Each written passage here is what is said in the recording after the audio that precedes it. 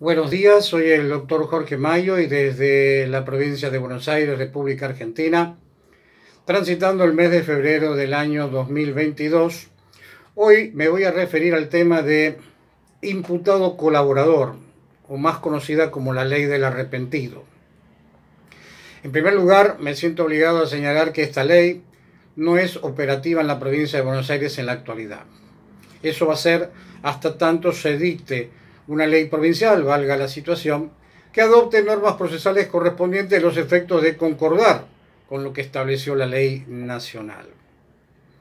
Esta ley nacional condiciona su aplicación a una regulación provincial, es decir, que se invita a las provincias a adoptar las normas procesales correspondientes.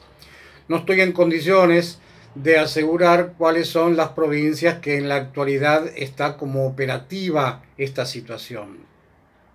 Puedo decir sí que en la provincia de Buenos Aires hay un expediente del año 19 que está en trámite dentro de la legislatura bonaerense, en la cual se presenta el proyecto precisamente de incorporar la figura del arrepentido.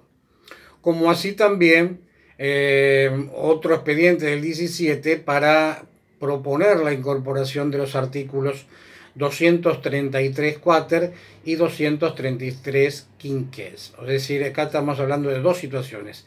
Una ley donde adhiere a la ley nacional y otra ley donde modifica artículos del Código Procesal en lo penal.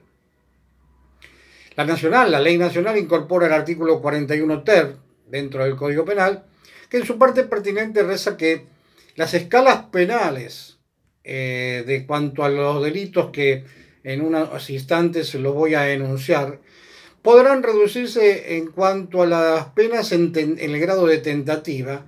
Y cuando digo tentativa, les recuerdo de que estamos hablando de un tercio su máximo y el medio del mínimo del delito que se haya cometido, donde esta persona puede haber sido autor, partícipe, coautor dentro del delito de los que voy a mencionar seguidamente. Esto en tanto y en cuanto se firme luego dentro de ese proceso un acuerdo que va a brindar información o bien datos que sean precisos, que esos datos precisos sean inclusive comprobables y que realmente sean verosímiles. Los delitos que hace mención la ley nacional, o decir, estamos hablando dónde funcionaría en cuanto al imputado al imputado colaborador, sería aquellos relacionados a la ley de estupefacientes. También está previsto en la sección 12, título 1 del Código Aduanero, más sencillo decir contrabando. En aquellos casos que se aplique el artículo 4 quinquies del Código Penal, que sería dentro de lo que hoy tenemos en el Código Penal como actos antiterroristas. Aquellos que promovieren o facilitaren la corrupción de menores, o promovieren o facilitaren la prostitución, o aquellos que están relacionados al proseneta, al prosenetismo. También otro delito sería el secuestro coactivo o desaparición forzada de personas o secuestro extorsivo, la trata de personas y sus agravantes, la asociación ilícita y sus agravantes.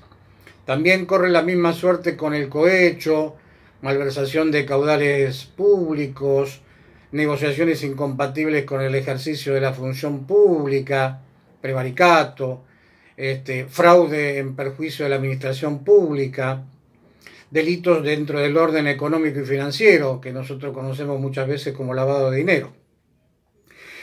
Para que proceda este beneficio, es decir, de imputado a colaborador, es necesario que los datos o la información que brinde, que atribuya, sirva a los efectos de evitar o impedir el comienzo de algún delito de estos que he mencionado, o la permanencia, o la consumación, el esclarecimiento de ese hecho, de esa investigación que revele identidades de aquellas personas que son coautores, o el paradero donde se encuentran los autores, o en el supuesto caso de víctimas que proporcione en definitiva cuestiones que hagan al avance de la investigación o al paradero de víctimas que, por ejemplo, podrían estar privadas de su libertad. Acá hago un alto para resaltar que el delito atribuido al imputado, si tuviese de los que mencioné hace unos instantes, estuviesen reprimidos con una prisión o una reclusión de perpetua, en este caso la pena solo podrá reducirse hasta los 15 años de prisión. Y también es importante resaltar de que no va a proceder ningún acuerdo cuando haya penas de inhabilitación o de multas. La ley nacional que vengo haciendo mención incorpora el artículo 276 bis del Código Penal, que en definitiva no es ni más ni menos que el agregado de un agravante para estos casos precisamente del falso testimonio, al que se va a reprimir en una prisión de 4 a 10 años y que además va a tener como consecuencia la pérdida del beneficio que se le ha concedido producto de este artículo 41 ter del Código Penal, porque se supone que ha proporcionado maliciosamente información falsa o que esos datos son inexactos. El acuerdo al que vengo haciendo mención debe realizarse antes de que se eleve la causa a juicio o que se cierre la investigación penal preparatoria o a cualquiera de los actos que puedan llegar a ser procesalmente equivalentes. La información que requiere esta ley debe ser o debe referirse únicamente a aquellos hechos ilícitos donde haya participado el sujeto que estamos hablando, cuya responsabilidad penal sea igual o mayor a la del imputado arrepentido. ¿Qué significa esto? De que para que el acuerdo pueda llevarse adelante, debemos estar diciendo de que esa persona que realizará el acuerdo, que le estamos llamando imputado colaborador, tiene que hablar sobre alguien que está a su mismo nivel dentro de esa cadena delictual, o mucho mejor el que está en la cúspide, hablemos dentro de la superioridad de esa persona. También la ley habla de que no se podrán llevar adelante estos acuerdos de colaboración con aquellos que son funcionarios y que dentro de ese ejercicio que está valga la redundancia, que está ejerciendo esos cargos que son susceptibles de proceso de juicio político. En estos casos no prosperaría. Los acuerdos, estamos hablando de que van a tener sus beneficios y que no van a poder ser aplicables tampoco en aquellos delitos que se estén investigando en cuanto a los de lesa humanidad. Cuando el delito imputado permitiese una reducción de la pena de acuerdo al delito y de acuerdo también a la participación que haya tenido esta persona que está declarando en el acuerdo como colaborador dentro del 41 ter del Código Penal, podrá ser considerada de acuerdo a la situación que quede procesalmente hablando a los fines de una excarcelación o una exhibición de prisión. Esto resumido decimos que ese delito que se le puede imputar, habiendo reducido las posibilidades de una pena máxima, estaríamos en una menor a 8 años de aplicación de una supuesta sentencia en expectativa.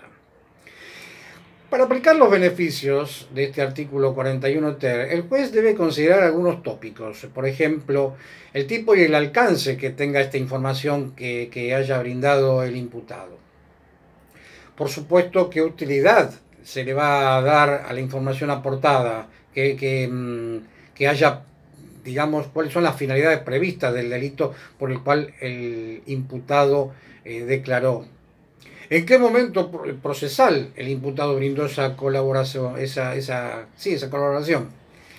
La gravedad de los delitos que se le han imputado para esclarecerlo o impedirlo, y la gravedad de aquellos hechos que se le atribuyen y que le va a corresponder esa responsabilidad por ellos.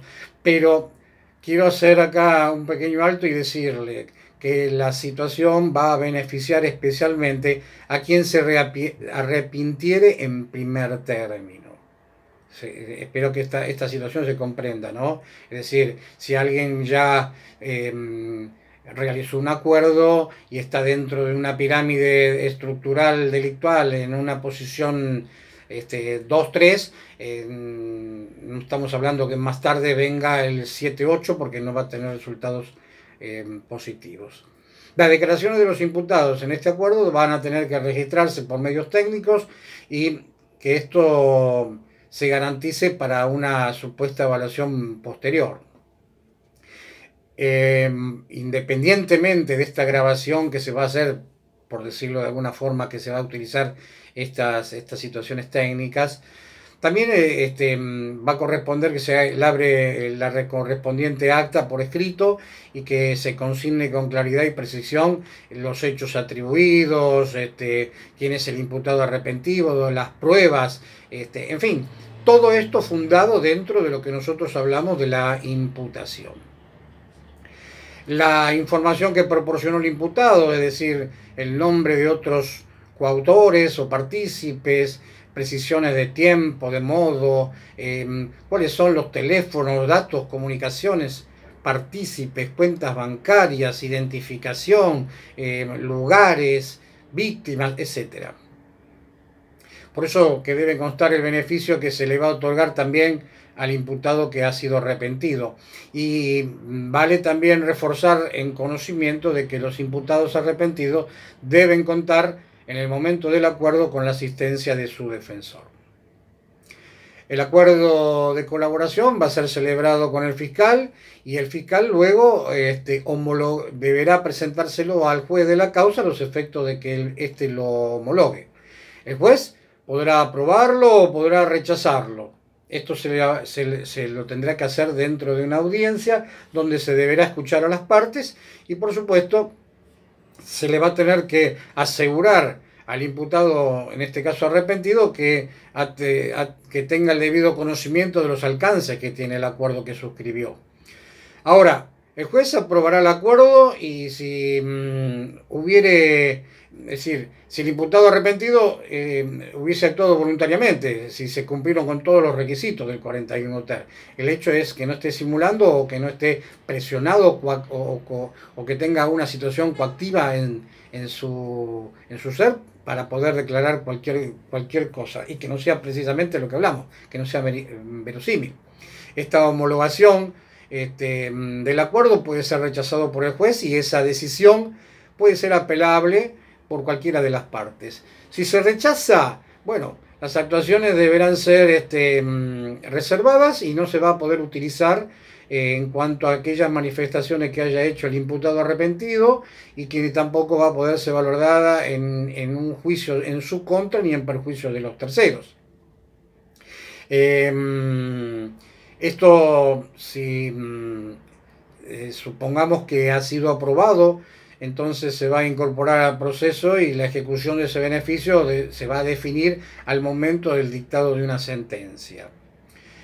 Dentro de un plazo que no va a ser superior al año que se haya hecho este acuerdo, tanto el juez o el fiscal van a deber corroborar si se ha cumplimentado aquellas obligaciones que se les brindó al imputado arrepentido, si hubiese contraído, que hubiese contraído dentro del marco del acuerdo, y especialmente la verosimilitud y la utilidad, si es total o parcial, de la información que hubiese proporcionado.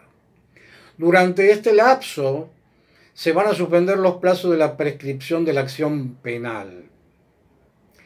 La firma del acuerdo, los imputados se van a encontrar en este caso alcanzados por las disposiciones del programa que tiene la Ley de Protección a Testigos e Imputados, de acuerdo a la situación que haya realizado en el acuerdo. Y por supuesto, el órgano judicial no va a poder dictar una sentencia que sea condenatoria fundada únicamente en las manifestaciones que fueron efectuadas por el imputado arrepentido. Así que esto es una síntesis muy ajustada, muy apretada de aquello que hoy por hoy, más en el fuero federal, donde se está proporcionando los acuerdos, y si ustedes se fijan, los delitos que toma acción son delitos donde siempre participan más de 2 o 3 personas. Así que bueno, espero que estemos dentro de las posibilidades de conocimiento de cómo funciona esta ley, que es bastante moderna dentro de nuestro ordenamiento procesal. Muchas gracias, hasta otra oportunidad.